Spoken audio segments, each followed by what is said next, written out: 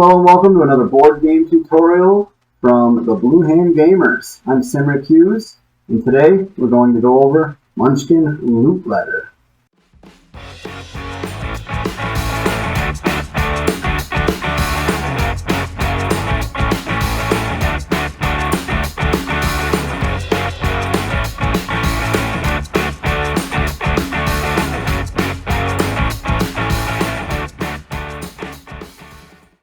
So Munchkin Loot Letter is a 2 to 4 player competitive game, but it goes so fast. And it leads to some really fun and entertaining times. But essentially you're pretty much fighting over who gets the most loot. And based on player count, you have a predetermined amount of loot. Such as 2 player, you need 7, and anything more than that is 5. And once your predetermined amount of loot is obtained, you win! But before we get into the game, let's go over a little quick setup.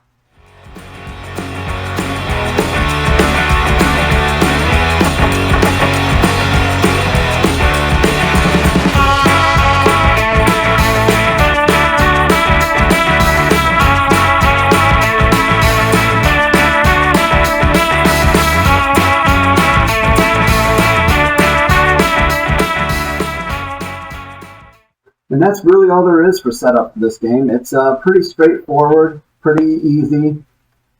But let's go into the different cards now. There are many cards, but there's only 8 different kinds. And before we go over every individual card, let's just go through the gameplay itself. So in a 2-player game, you'll want to take the deck, shuffle it up real nice, and you remove 1 from this round. Just get rid of it. Not even in this round. Then you discard 3 cards so that all players can see what those cards are. Then from there, whoever's turn it is, being the dealer, will play cards out to every player, and they take turns. But what you do during your turn is, these will be face down.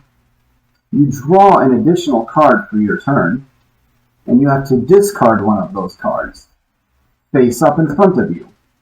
At this point, you would do what the discard says. After you are done resolving your card, it goes to the next player. The next player will then draw a card, discard a card, resolve what the discard says, and again move to the next player. Now there's multiple ways to end the round. One is if you run out of the deck. If there's no cards left in the deck, you will flip over your final card, and whoever has the highest gains a loot. But in this case, they're both the same, so you'd have to go into a tiebreaker. But essentially, this is your loot. You want your predetermined amount. And a 2-player game is 7. 3 or 4 is 5. So after determining the winner, you give that loot to the player that won. Take all the cards, including the one that was removed from the game. Shuffle them up. And the deck will then go to the next player. And it's just a rinse and repeat. Seems simplistic and fun and easy, and it really is. It absolutely is. But from there, you go into remove your 1 card that nobody knows what it is, discard 3 more, throw your cards out to all the different players, and again, you go through trying to win the loot at the end. And that's honestly all there really is to this game. So let's go over the individual cards and what they do. First and foremost, we have the potted plants. There's a number of dots in the top left that indicates how many cards are in the deck. So the players can kind of count cards and figure out. Now, what the potted plant does is you push it, or you put it down in front of you face up as a discard during your turn. You choose another player and you name a non-potted plant card.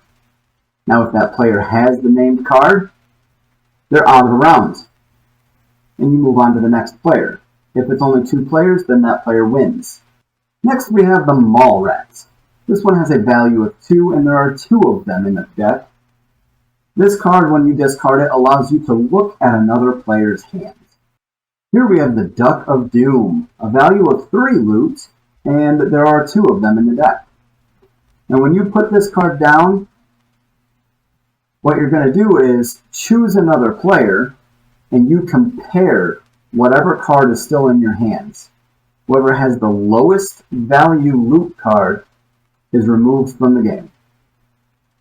In a 2-player game, that means you win. But again, if there are multiple players, you just move on to the next player.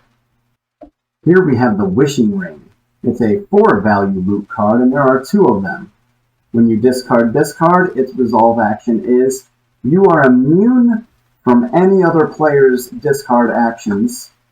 You are no longer allowed to be a target until your next turn.